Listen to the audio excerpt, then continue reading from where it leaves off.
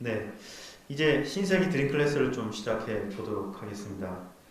2021 세기 고객감사제 신세기 드림 클래스 오신 여러분 환영합니다. 저는 이번 드림 클래스에서 작가분과 함께 진행을 맡게 될 세계 PNC 마케팅 커뮤니케이션 맡고 있는 이태원 팀장입니다.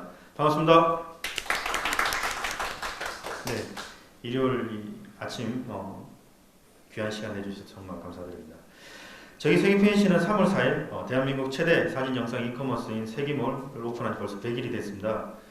세기몰은 2018년도 세기 PNC를 창업하신 이봉훈 회장님의 아이디어에 시작되어 2019년도 1년간의 기획 과정을 통해서 작년 3월 개발을 시작해 1년간 약 160여 명의 개발 인력이 투입된 프로젝트였습니다. 세기몰은 세기 PNC가 44년간의 노하우와 경험을 바탕으로 사진과 영상을 좋아하는 디지털 크리에이터들의 새로운 놀이터라는 컨셉으로 재미있고 흥미로운 콘텐츠를 통해 다양한 정보를 얻고 상품을 편리하게 구매하며 그 상품으로 즐겁게 놀 수 있는 참여형 커뮤니티 공간을 제공하는 플랫폼 서비스입니다. 이번 세기 드림 행사는 2019년 5월 P&I 행사를 대체해서 처음 시작하게 되었는데요. 8분의 작가분과 함께 총 300명의 팬분들과 즐거운 시간을 보냈습니다. 아쉽게도 2020년 작년이죠. 코로나는 녀석을 만나게 되면서 팬분들과 만나지 못하게 됐던 것 같습니다. 항상 어떻게 하면 다시 팬분들과 만나볼 수 있도록 항상 고민하고 생각해 왔던 것 같습니다. 2021년 올해도 역시 코로나와 함께하고 있습니다. 저희 세기 PNC는 정부 코로나 방침을 철저히 지키고 팬들의 갈증을 해소하기 위해 온라인과 오프라인을 연결하고 다양한 클래스와 신제품 체험을 접목한 신세기 드림 행사를 기획하게 되었습니다. 신세기 드림 클래스는 약 50분간의 클래스와 Q&A 10분, 약 60분간 진행 예정이고 클래스 종료에는 뒤쪽에 마련된 올해 신상품, 이슈 상품을 체험해 볼 수 있는 30분, 총 90분간의 프로그램으로 구성되어 있습니다. 본 클래스는 세기 PNC 공식 유튜브인 김대리 아지TV에서도 실시간으로 보실 수 있습니다. 좋아요, 구독, 알람 서비스 꼭 부탁드리겠습니다. 그리고 현장에 참여하신 모든 분께는 신세기 드림 스페셜 기프트를 준비했는데요. 여기 앞에 보시는 패키지입니다. 저희 스텝이 입고 있는 한정판 세기 드림 티셔츠와 요즘 좀 구하기 힘든 하만의 흑백 일회용 카메라 한 대가 들어있습니다. 그리고 최근 저희 세기 PNC에서 정식 수입하게 된 로프로 가방 브랜드 스페셜 굿즈와 그리고 코로나 시대 필수품인 마스크, 마지막으로 세기몰에서 바로 사용할 수 있는 3만원 할인 쿠폰까지 준비되어 있습니다. 클래스가 끝나면 입구에서 받아가시면 됩니다. 자, 이제 디지털 크리에이터를 위한 즐겁고 재미있는 시간을 함께할 작가분들과 다양한 이야기 속으로 들어가 보도록 하겠습니다. 이번 클래스는 포토그래프 앤 라이프 나의 사진 이야기라는 타이틀로 2013년도부터 지금까지 프로젝트 솔저 작업으로 군인과 참전용사 촬영을 작업 중이시며 현재까지 약 150여 명의 참전용사를 기록하고 계신 라미 작가님을 소개드립니다. 큰 박수로 환영해 주십시오. 네, 안녕하세요. 와주셔서 감사합니다. 오늘 이 시간에는 제가 왜 사진을 시작했고 제가 사진을 하면서 어떤 과정에서 이런 프로젝트가 있는지에 대한 개인적인 좀 경험을 얘기할 거고요. 혹시 궁금하신 점은 뭐 기다리지 않고 바로바로 물어보셔도 괜찮습니다. 일단은 사실 저는 이제 처음에 사진을 생각할 건 없었고요. 사진은 사자도 싫었고요. 사실 저희 어머니가 중대 사진과 나오셨는데 저는 이제 사진이 싫었어요. 왜냐면 맨날 엄마한테 찍혀야 했으니까. 그런 생각이 별로 없었거든요. 근데 저는 이제 어떻게 사진기를 처음 접했냐면은 제가 미국에 갔었는데 저는 원래 이제 미국에 사진 공부를 한 게 아니라 그 비주얼 이펙스라는 컴퓨터 그래픽 공부를 갔거든요. 그래서 여러 가지 과목을 공부해야 되는데 되게 유명한 어느 디렉터의 이메일을 알게 됐어요. 근데 이제 1학년 때 뭐 영어도 못하고 그냥 저는 하고 싶었던 게 이제 3D라는 공간 안에서 빛을 만들어서 이렇게 실제적으로 보이는 텍스처라던가 그런 걸 하고 싶었었거든요. 라이팅이라는 부분을. 근데 그거는 되게 어려운 부분이었고 잘 모르는 거였고 그래서 그냥 디렉터한테 이메일을 보냈었어요. 근데 지금이었으면은 아마 스팸을 갔었지만 제가 갔을 때는 2003년? 4년? 그때는 사실 이메일이 뭐 그렇게 스팸으로 많이 가지는 않은 편이었거든요. 근데 보냈는데 그 사람한테 이제 뭐 간단하게 나 당신처럼 되고 싶다. 어떻게 하면 되냐? 고맙다. 안녕. 이렇게 보냈어요. 그냥 영어로 하면은 뭐 I want to be like you. Tell me how. Thank you. Bye. 이렇게 보냈어요. 물론 지금 생각하면 엄청 싸가지가 없었죠. 근데 이제 그 사람이 한 일주일 답이 왔어요. 뭐로 왔냐면 심플하게 왔어요. You can't. 넌 안 돼. 물론 지금에서 욕을 했겠죠. 대욕을 하고 화를 냈겠죠. 근데 그 당시에는 제가 이제 군대 갔다 와서 한 23, 4시 때문에 궁금했어요. 그래서 또 보냈어요. Why? 네. 또 답이 왔어요. 그때 그 사람의 내용이 You can see light, you can make light. 네가 빛을 볼 수 없기 때문에 빛을 만들 수 없어. 맞는 말이죠. 내가 원하는 거는 이런 가상의 공간에 빛을 때려가지고 이런 텍스처를 만든 거였으니까. 그래? 그럼 또 궁금했어요. 그럼 어떻게 하면 되지?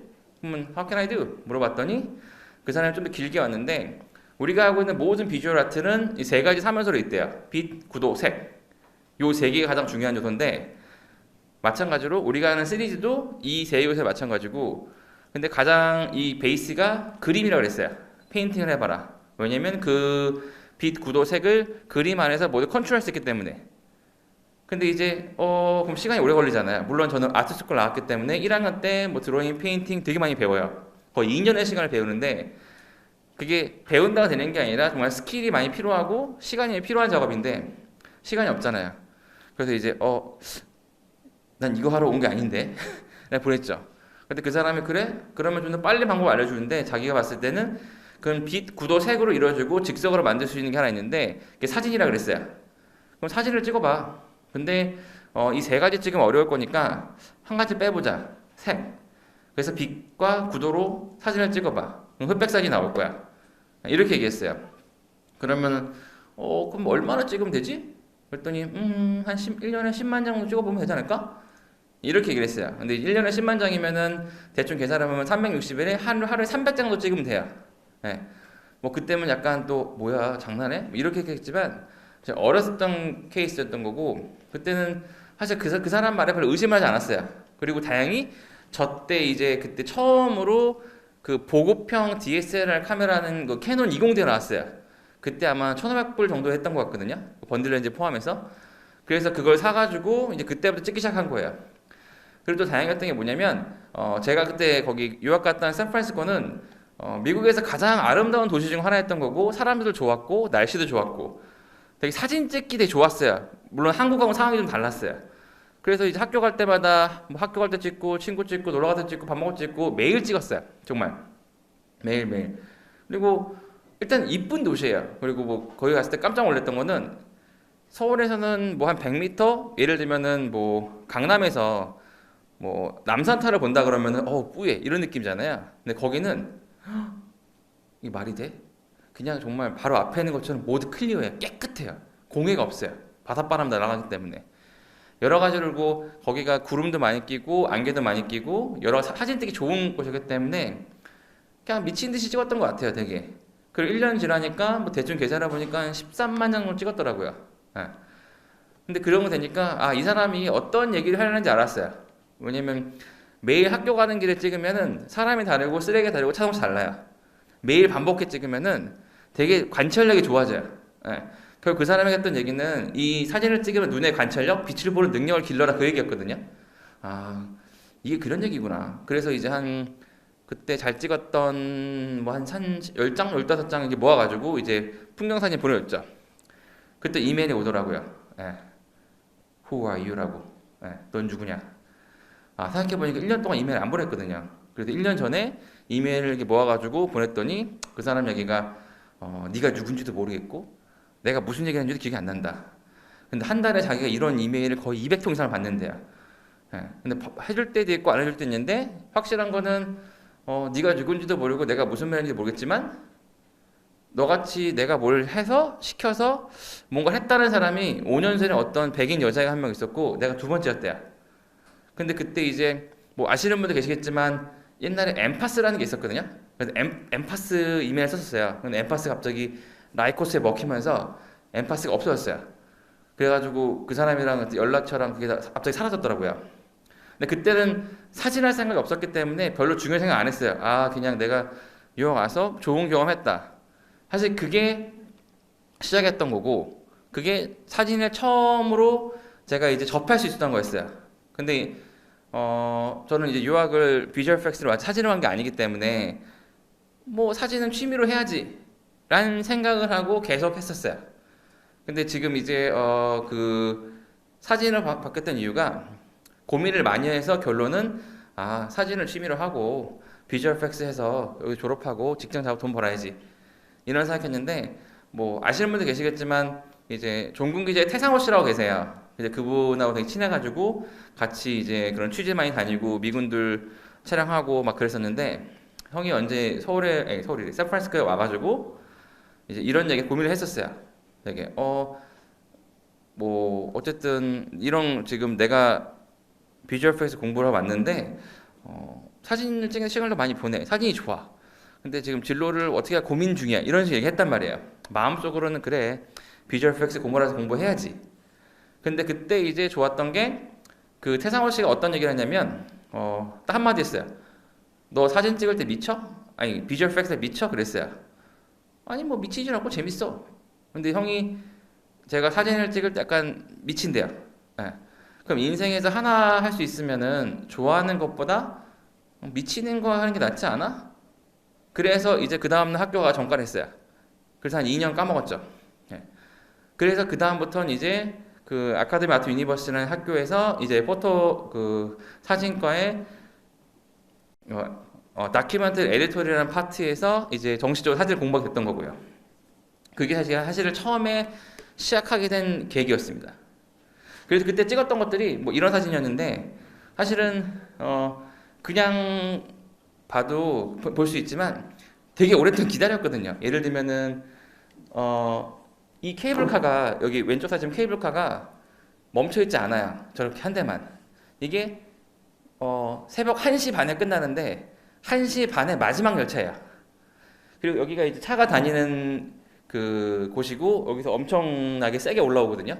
저 밑에서부터 20층까지 높이에서. 그러면 되게 그 횡단보도예요. 횡단보도가 딱 25초에 30초 정도 간격이 있어요. 그러면은 이 노출이 딱 30초거든요. 네. 그럼 딱 한 컷 찍고 도망가는 거야. 네. 왔다 갔다. 네. 그러다 한 장 건진 거야. 그럼 마찬가지로 이 사진, 이 반대쪽 저 케이블카 있는 데 찍었던 건데, 네. 저렇게 한 사람 지나갈 때까지 기다렸어요. 네. 계속 왔다 갔다 하면서 한 장 건진 게 이거고. 그래서 개인적으로는 옛날에 찍었지만 되게 뜻이 지금 좀 좋았던 사진들로 기억해요. 그리고 그때 찍었던 것들 뭐 이런 풍경들, 뭐 이거는 뭐 누구나 그냥 장노처럼 찍을 수 있는 거지만 크리스마스 때 보면 저렇게 라인 들어오고 이런 것들이 있고, 그리고 이제 샌프란시스코 같은 경우는 구름이 되게 좋아요. 그래서 1년에 몇 번 정도는 이렇게 구름을 덮일 때가 있어요. 그러면은 이거를 이제 그냥 찍을 수는 없고 여기서 엄청 멀리 떨어진 산에 가야 돼요. 산에 가서 거기서 망원 렌즈로 보면은 이렇게 보이고. 그러니까 그때는 사실은 찾아가는 게 일상이었어요. 거의 샌프란시스코 풍경 찍을 때는 새벽 4시부터 나가서 아침 9시까지 그냥 구름 보고 빛 보고 돌아다니는 것 뿐이었어요. 그리고 사실 오후 4시부터 밤 9시까지는 거의 6개월에서 1년은 계속 그러고 다녔어요. 그냥 사진은 누가 그랬거든요. 풍경 사진은 쉽다고. 그때 거기 쓰면 된다고. 그때 거기 쓰려고 노력 많이 했어요. 그래서 뭐 이런 아침 이런 것도 있고, 그 다음에 이제 이렇게 구름 들어올 때마다 매일 찍었고, 결국에는 열심히 찍었기 때문에 되게 개인적으로는 되게 좋아했던 사진들이 많았던 것 같아요. 근데 지금 그렇게 찍으려면 사실 못 찍겠어요. 그리고 이제 저는 다큐멘터리 에디토리얼 메일을 했는데 그 이유는 그 당시에 저는 좀 풍경, 파인아트, 커머셜보다는 좀 사람 사진을 찍고 싶었던 거고, 그 다음에 어쨌든 태상호 씨랑 같이 제가 그 로 인포스먼트 그 경찰이나 뭐 군인 이런 사진들 트레인 찍고 싶고 종군이제 되고 싶었었거든요.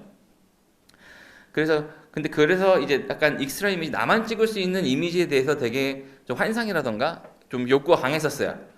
그렇기 때문에 그쪽 다른 분야보다는 아무래도 거기 나 혼자 있으면 나만 찍을 수 있고 좀 에너지들이 넘치니까 보다니까, 그래서 찍었던 것들이 뭐 이런 사진들, 뭐 왼쪽 같은 경우는 히스토리 채널 같은 데 가서 뭐 스틸 사진 찍고, 뭐 가운데 같은 경우는 이제 여기 미라말 에어쇼라 그래서 미라말 에어쇼 가가지고 이분은 공군 PEO인데 이제 전쟁터에 2번 이상 갔다 오신 분이면 저렇게 그때 캐논에서 도색을 해줘요.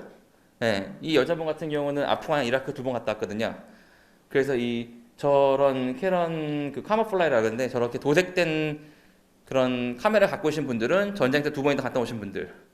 그리고 이제 저렇게 뭐 비행기 타거나 저건 이제 골든 나이츠라 해가지고 그 미 육군 낙하팀인데 그 비행기 타고 저렇게 낙하팀 떨어뜨릴 때 찍는 건데 사실 되게 운이 좋았던 것 같아요. 그때도 사실 아무것도 안 보이거든요. 올라가면은. 예. 근데 떨어질 타이밍에 딱 두 명 있었는데 이제 한 분은 저한테 가운데 손가락 날리셨고 예. 재밌으라고 또 한 분은 경례를 했는데 그게 플래시 한 번으로 잡혔어요. 예. 그래가지고 골든나이츠 역사상도 야간에 저렇게 찍은 사람이 없다 그러더라고요. 되게 이런 사진들. 그리고 이 중간에 계신 분 같은 경우는 되게 아름다우신 여군이 계시거든요.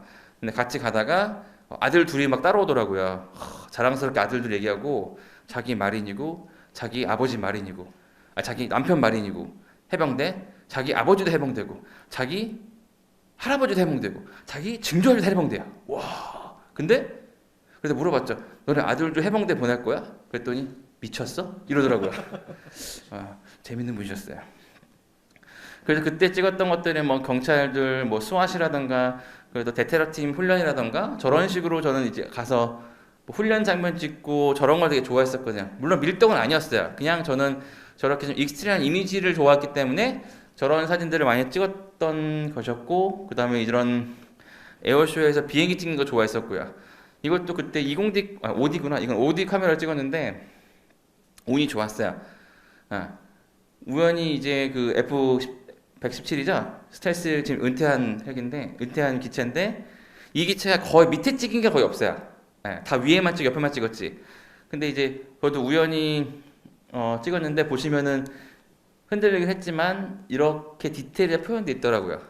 그때 그 당시는 저는 이런 이미지를 되게 좋아했던 사람이었고요. 그리고 마찬가지로 그랬기 때문에 그런 군 관련 기업이나 회사에서 뭐 아웃도어샷, 예를 들면 전 테드 기어라는 회사에서 주로 테드 기어랑 뭐 탱고다운 뭐 그런 회사에서 이제 의뢰를 받아가지고 그런 약간 밀리터리 이미지들 그런 이미지들을 좀 찍었습니다.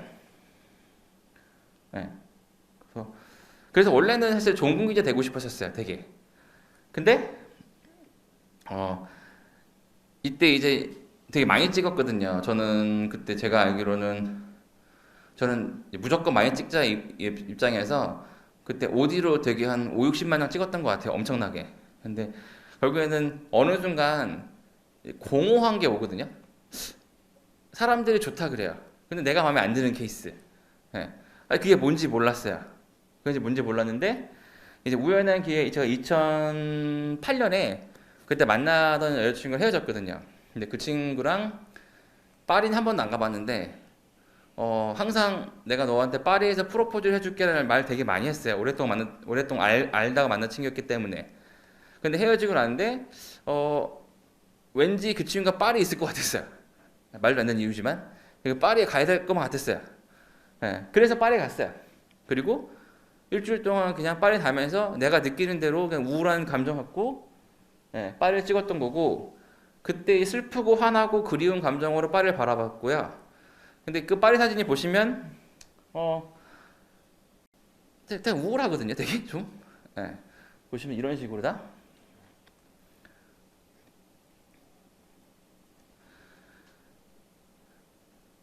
근데 저는 이제 뭐 그냥 잘 찍고 못 찍고 떠나서 이제 나는 마음에 드는데 사람들도 더 마음에 들어하는 거야. 그 나는 이게 그냥 파리라서 그런가? 파리라서 그런가? 막 그랬는데 그때 이제 이걸 찍고 2010년에 한국에 들어왔는데 그때 어느 되게 유명한 사진 작가분이 우연히 제가 이런 프랑스 레스토랑에 사진을 몇 개 전시한 걸 보고 부르셨어요. 그러니까 파리에 되게 오래 사신 분이었대요. 되게 오래 사신 분이고 되게 유명하신 분인데 포트폴리오 가져오시고 그러더라고요. 그래서 가져갔죠. 그러더니 이제 한 장 한 장 보시면서 막 사진을 고르시는 거야. 그러면 나 사진 잘 고르지 이러면서 사실 무슨 말인지 몰랐거든요. 되게 네 선생님 이 정도였는데 근데 잘 고른 다음에 뭐 그분이 그냥 빈말일지 모르겠지만 자기가 파리에 수십 년 살아도 파리를 이렇게 잘 찍은 애가 네가 거의 처음이다 이렇게 얘기하는 거예요. 사실 이해를 못했거든요. 아니 나는 파리에 일주일만 갔는데 어떻게 이렇게 말이 될 수 있지? 근데 나중에 이제 사진의 첫 걸음을 깬 이유가 사진에서는 사실은 보시겠지만 파리에서 내 여자친구 헤어져서 슬프고 화나고 그립기 때문에 그렇게 파리가 보이는 거야. 결국에는 그 전까지는 무엇을 찍을까를 되게 고민 많이 했거든요. 뭘 찍어야 되나? 사람을 어떻게 만족시켜야 되나? 어떻게 익스트림하나? 근데 이 사건 이후로는 무엇이 아니라 내가 더 중요하더라고요. 세상은 사진이라는 게 예술로 인정받았을 때 이유는 그냥 있는 그대로 담는 게 아니라 사람을 느끼는 대로 카메라를 통해서 담아주더라고요. 그래서 그때부터는 처음으로 내가 느끼는 대로 세상을 보고 찍으면은 그게 온전히 내게 되더라고요. 그걸 처음 알았어요. 그게 제가 봤을 때는 많은 제가 사진하는 친구들이나 후배들한테 얘기하고 싶은 게 첫 번째 단계로 얘기하고 싶거든요. 그게 선생님들이 항상 저한테 얘기했던 게 산만하다 그랬고 네 포트폴리오 보면은 한 명이 아니라 수십 명의 사람들이 찍은 것 같다 그랬어요. 근데 그거에 낙담하고 있을 때 그 제임스 우드라는 디렉터가 오더니 언젠간 네 인생이 들어가는 순간 네 것들이 산만한 것 다 모을 거야. 그 전까지 열심히 찍기만 해. 사실 무슨 말인지 못 알아들었어. 그때 학교 다닐 때는. 근데 그분이 그렇게 어떻게 어드바이즈를 해주고 파리에 대한 얘기하면서 그때부터는 사진이라는 게 있는 그대로가 아니라 정말 철저하게 퍼스널 내 감정대로 내가 보는 대로 담아야지 내게 되는구나. 그때 처음을 느낀 거야. 그래서 이 파리 뒤부터는 좀 더 내 감정에 솔직하려고 하고 있었어요. 네. 그리고 그때 학교 다닐 때 선생님들이 나름 좋으신 분들 많았는데 사진은 무언가를 찍어 돈을 버는 수단 되긴 하지만 왜냐면 저도 커머셜하고 패션하고 다 배우긴 했기 때문에 근데 다큐멘터리나 에디토리얼을 가르칠 때는 사진의 본질적인 목적이 현재의 것을 기록해서 다음 시대에 남겨줄 수 있는 중요한 도구가 될 수 있다. 그런 얘기 하셨고 그 다음에 어차피 사진가 인생에서 수만 장, 수십만 장 찍지만 죽을 때는 딱 3장만 고르면 돼. 그러니까 그 3장만 고르면 되니까 걱정하지 마. 네. 끝까지 찍으라는 말. 그리고 또 좋았던 좋은 게 뭐냐면 사진에 4가지 요소가 있는데 첫 번째 사진사를 성공하려면은 아주 잘 찍던가 정말 힘들대요. 아니면 아주 세계 예술이던가 사람은 세계에 되게 약하기 때문에 세계 화려하면은 네가 유명하거나 좋은 사람이 될 수 있대요. 네. 아니면 엄청난 사이즈던가 보통 중국 사람들이 많이 하거든요. 뭐 예를 들면은 뭐 그냥 사진이 아니라 10m, 20m 뽑으면은 거대함에 멋있는 것처럼 보이고 그리고 아니면 이게 한 종류의 시리즈로 가던가 그렇게 4가지를 얘기하셨어요. 사진 작가로 성공하거나 이 사진이 좀 잘 될 수 있는 케이스를. 근데 저는 그때부터 저의 고민은 뭐였냐면은 그러면 내 것을 어떻게 만들지? 사진 도서관에 가면은 100년 전에부터 지금까지 수십 명의 수백 명의 사진 작가들이 많아요. 근데 결국에는 다 이 사람들은 뭔가를 찍어도 같은 걸 찍어도 자기 이름을 낸단 말이죠. 그러니까 저는 그 고민을 되게 많이 했어요. 내가 어떻게 하면 내게 만들 수 있지? 내가 어떻게 하면 아이콘이 될 수 있지? 어떻게 하면 내가 온전히 내 작업을 할 수 있지? 그런 고민을 되게 많이 했었는데 우연한 계기로 저는 이제 군인들을 찍게 됐어요. 그때 이제 군인을 처음 찍게 된 게 이제 프로젝트 솔저 첫 번째 시리즈 I'm a Soldier라는 건데 이 전에 얘기는 간단했어요. 저는 원래 이제 그런 커머셜 패션 다 하다가 제가 서울대병원 일을 하고 있었는데 서울대병원에서 그 어떤 영상을 만들었는데 그 영상이 좀 히트를 치고 군에서 그 영상을 보고 군 홍보 영상을 그렇게 똑같이 만들어라 라고 요청이 왔어요. 근데 군인 갔다 오신 분도 계시겠지만 군대 영상들은 대부분 성우가 해요. 예를 들면 일꾼 일사단이 전국 사시머니 이러면서 막 장황하게 서술적인 얘기를 한 10분, 20분 가요. 예. 물론 중요한 내용들인데 와닿는 건 없거든요. 근데 지금은 흔하지만 그 당시에는 이제 인터뷰하는 방식이 흔하지 않았거든요. 그래서 저는 그때 한 70명 정도의 군인들 인터뷰했어요. 계급마다, 그 다음에 나이대마다. 근데 저도 2년 2개월 군대 갔다 왔기 때문에 우리의 주적은 북한이라 하지만 사실은 우리의 주적은 간부라고 생각하는 사람이었습니다. 네. 왜냐면 솔직히 뭐 지금이야 좀 나실지 모르겠지만 저 1인병 때는 월급 7,200원 받았고 1병 때는 9,900원, 상병 때는 13,900원, 병장 때 21,900원을 받았던 기억이 나거든요. 너무나 불합리하고 화가 나고 여러 가지 일들을 내 군복무는 왜 시간 낭비지? 이렇게 생각했던 사람이거든요. 그리고 그들을 미워했었고. 근데 어쨌든 군의 언어랑 밖의 언어는 다르기 때문에 이해하기 위해서 그들의 인터뷰를 했었는데 그 중에 28년 군 생활한 성우경 원사라는 분이 어떤 얘기 했냐면 자기가 28년 군 생활 중에 1사단에 3년 동안 있었는데 3년이면 1000일인데 집에 간 날이 200일이 안 된다시는 거예요. 뭐 그때까지는 사실 감동이 없었어요. 왜냐면 나도 2년 2개월 동안 집에 못 갔는데 당신은 직업 군인이고 그게 뭐가 문제지? 이런 생각했었거든요. 근데 그분이 자기 28년 군 생활은 나라에는 부끄럽지 않은데 한 가정의 아버지나 남편으로는 좀 부끄럽다 그랬어요. 왜요? 그랬더니 자기가 가족하고 시간을 보낼 때마다 부대 일 생기고 나라 일 생겨서 항상 이게 먼저였대요. 그 자기가 가족한테 좀 더 잘했어야 되지 않나 하고 눈시를 붉히시더라고요. 그래서 원사님 그럼 마지막으로 하나 더 물어볼게요. 원사님 소원이 뭐예요? 물어봤더니 자기가 2년 뒤면은 30년 만기 전역인데 만기 전역하고 처음으로 가족여행 가겠다고 그랬어요. 그게 소원이라고. 아니 그때 저는 충격을 먹었어요. 아니 어떻게 가족여행 가는 게 소원일 수 있지? 이게 말이 돼? 아니 어떻게 28년 동안 나라를 봉사하고 30년 동안 봉사한 사람인데 가족여행 못 가는 게 말이 돼? 설마 이 사람만 문제인가?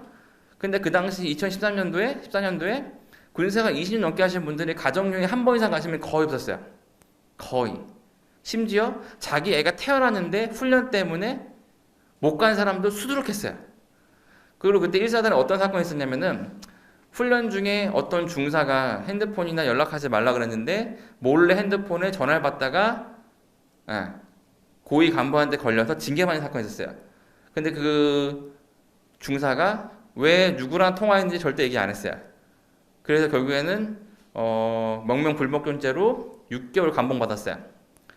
그리고 한 달 반 뒤에 그 중사의 와이프가 사단장을 찾아왔어요. 그때 중사 와이프가 양수가 터졌는데 아무도 없는 거야 집에. 자기는 못 가. 그런 상황인데 그거를 얘기 못 하는 거야. 왜?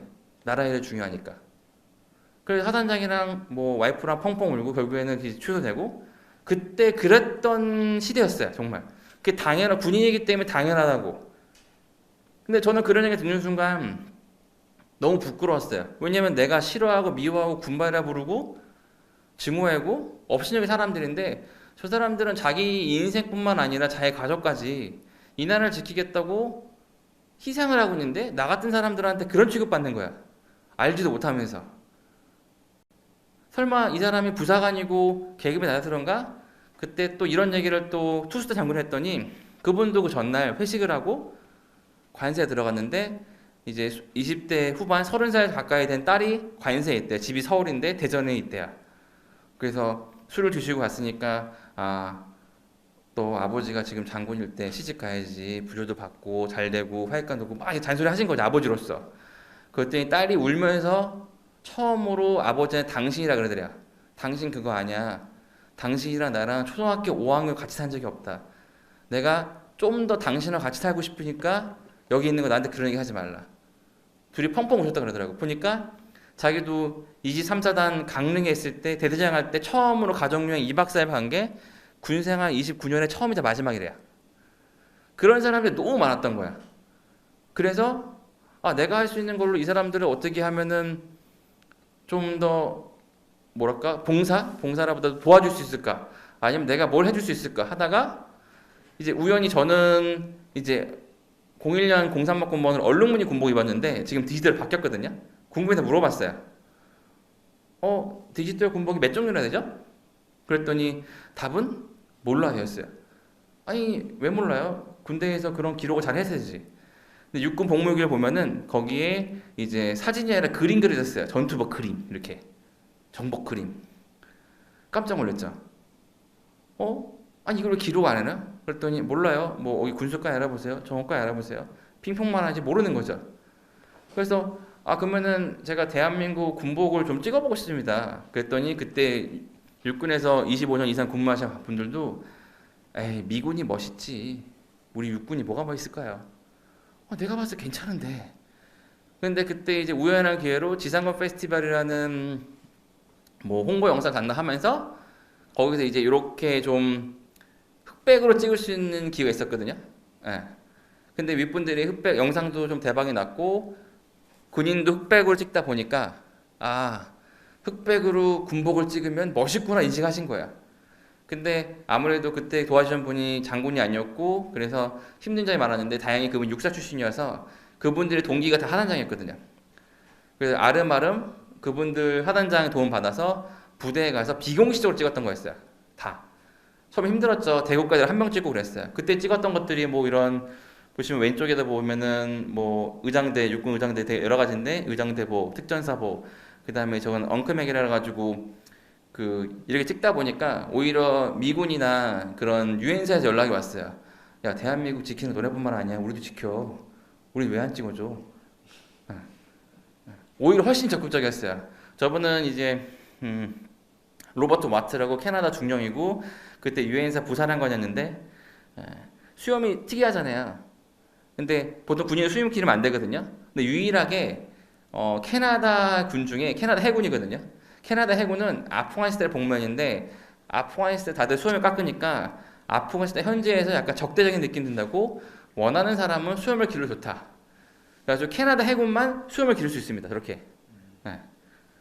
이런 것들 기록을 하면서 처음에 이제 I'm a soldier라고 뭐 혼자 찍으니까 이런 시를 시작했던 거였어요. 그리고 이거를 사실 2016년에 전시를 했었는데 반응이 안 좋았어요. 엄청.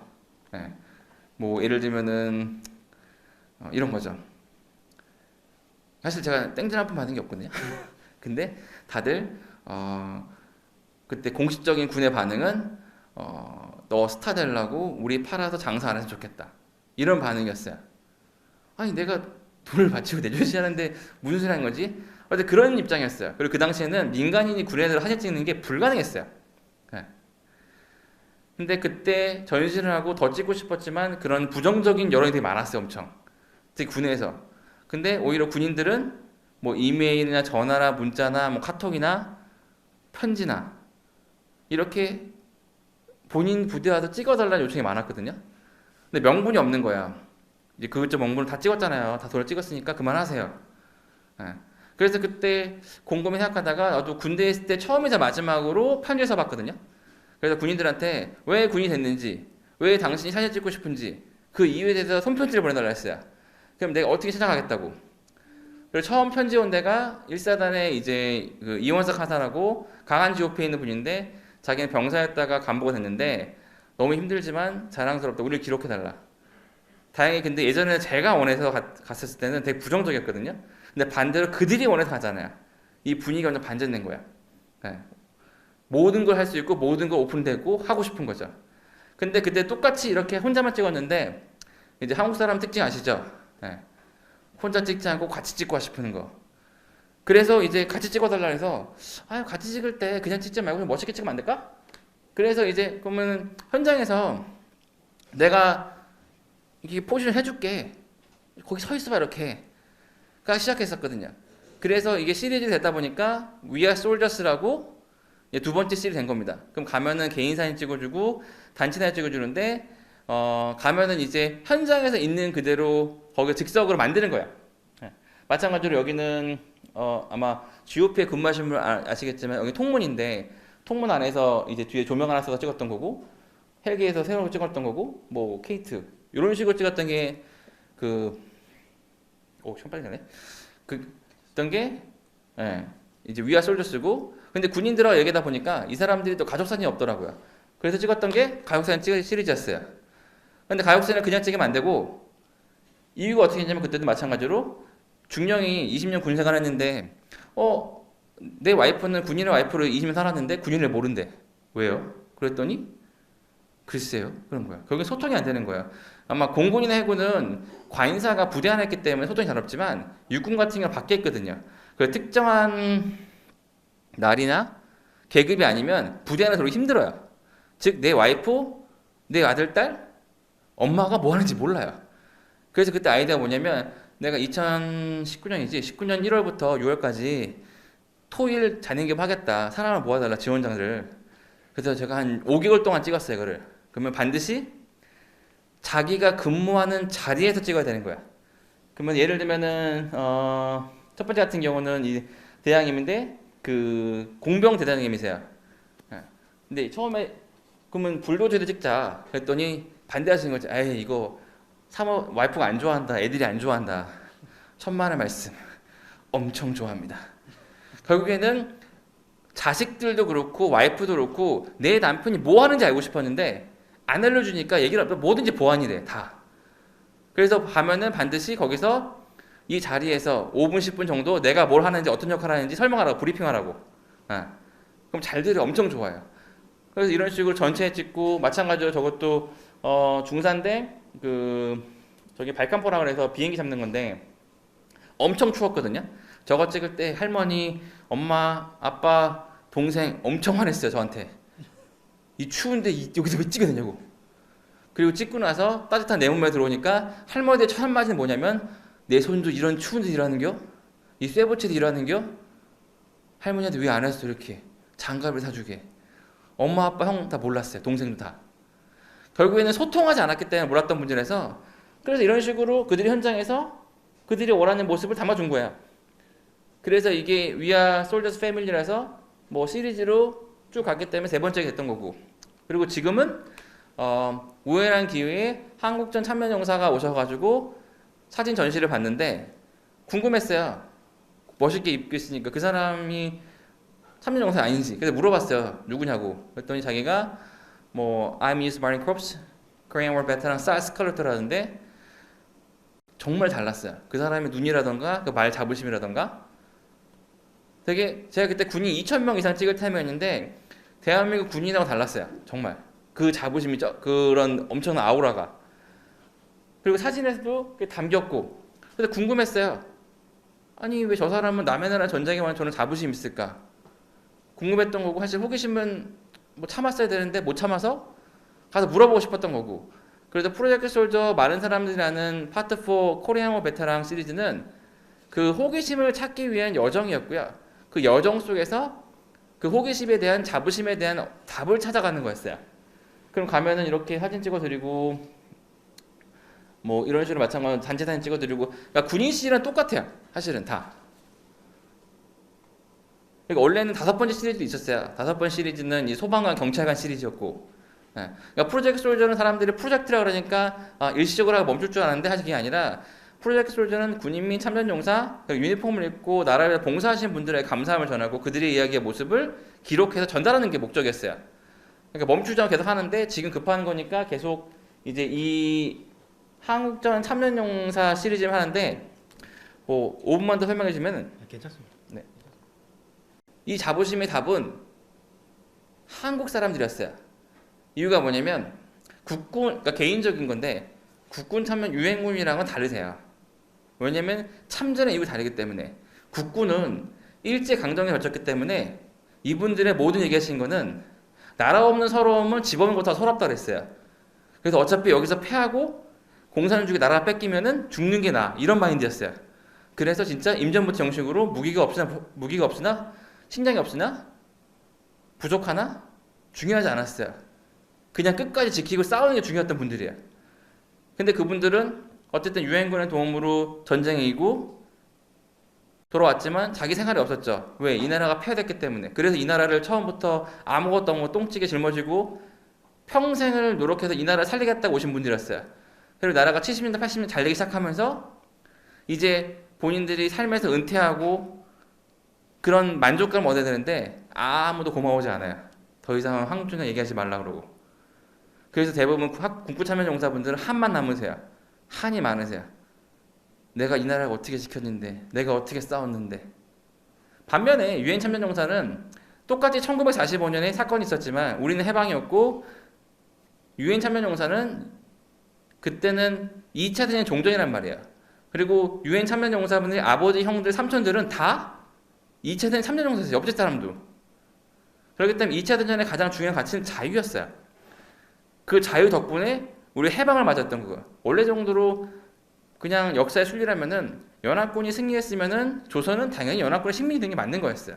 하지만 연합군은 자유라는 가치와 그 알기 때문에 식민지를 다 풀어주고 그 자유의 가치를 가장 중요시 여겼던 거고 1950년대 그 제너레이션 사람들은 자유라는 게 자기 집 문 앞에를 지키는 것보다 훨씬 중요했어요.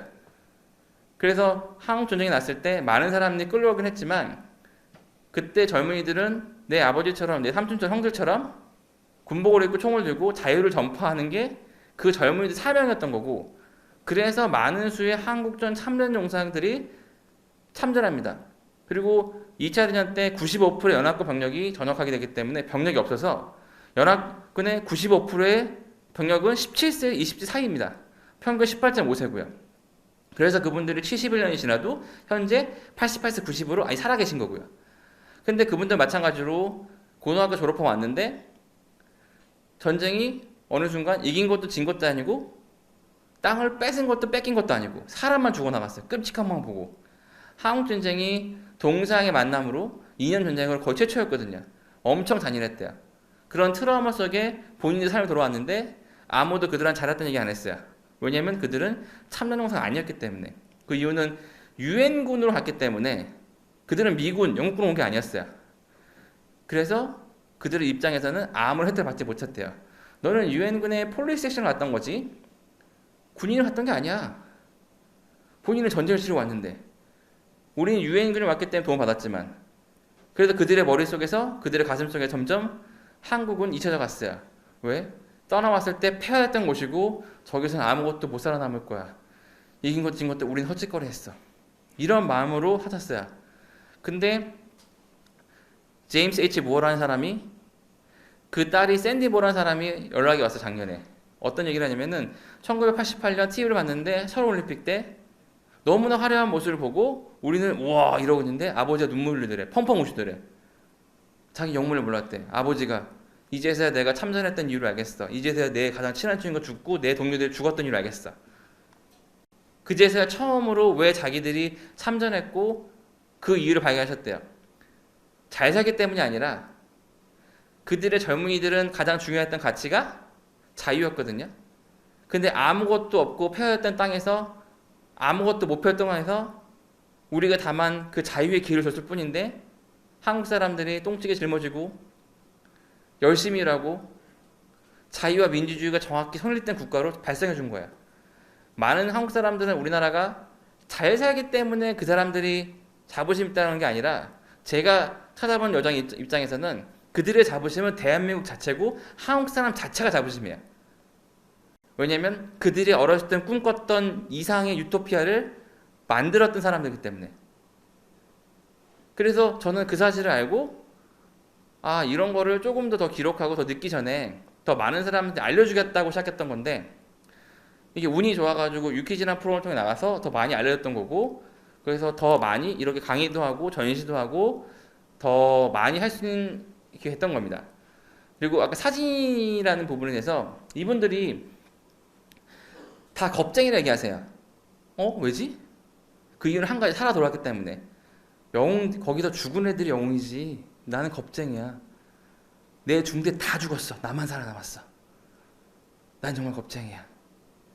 근데 그렇게 평생 살아오신 분들이 사진이라는 게 보이는 부분을 찍지만 사진이 예술을 인정받을 수 있는 이유는 보이지 않는 내면까지 담을 수 있거든요. 근데 그들이 사진이 그냥 찍는 게 완성이 아니라 찍고 프린트하고 액자에 드릴 때 그들이 자기 모습을 확인할 때 비로소 자기들이 겁쟁이가 아니라 우리가 얘기하는 진짜 영웅이라 느끼세요. 그리고 그들이 원하는 건 한 가지거든요. 내가 한국전 참전용사를 기억해달라는 거. 근데 사진을 찍고 이야기가 남고 누군가 내가 죽었어도 내 모습이 남겨지잖아요. 그렇기 때문에 그들이 그거에 대해서 이제서야 내가 갈 수 있구나. 이제서야 내가 한이 풀렸구나. 저도 사진이라는 게 옛날에 어렸을 때 학교 다닐 때 그 내셔널 지오그래피에 나왔던 아프가니스탄 여자 사진 아무도 다 아셨을 거예요. 그걸 보면서 그 사진 한 장으로 뭐 전 세계가 바뀌었다, 전쟁이 바뀌었다 얘기를 하는데 그 당시 믿지 않았어요. 무슨 소리야, 말도 안 되라고 있어. 근데 지금은 제가 이분들을 만나서 찍고 기록하면서 느낄 수 있어요. 사진의 힘이라는 게 단순히 기록하는 게 아니라 이 사람의 내면까지 기록하면서 이 사람의 자부심이라든 감정 담을 수 있고 그리고 그걸 보는 우리조차 바꿀 수 있다는 걸 느끼고 있어요. 그래서 저는 이 프로젝트 소울 작업을 더 늦지 않게 더 많은 분들에게 찾아갈 라고 노력 중이고요. 일단 2023년 정전 취입 시점까지는 이거를 계속 할 예정입니다. 그래서 사실 저는 어렸을 때부터 되게 테크니컬이었거든요. 엄청 장비나 뭐 조명 정말 잘 알아요, 그런 거. 그리고 시그마도 사실 많이 썼고요. 네. 그래서 혹시 제 작업뿐만 아니라 사진 자체라든가 카메라라든가 장비라든가 그런 거에 대해서 물어보실 수 있는 게 있으면 저는 언제든지 대답할 수 있어요. 좀 길었지만 감사합니다.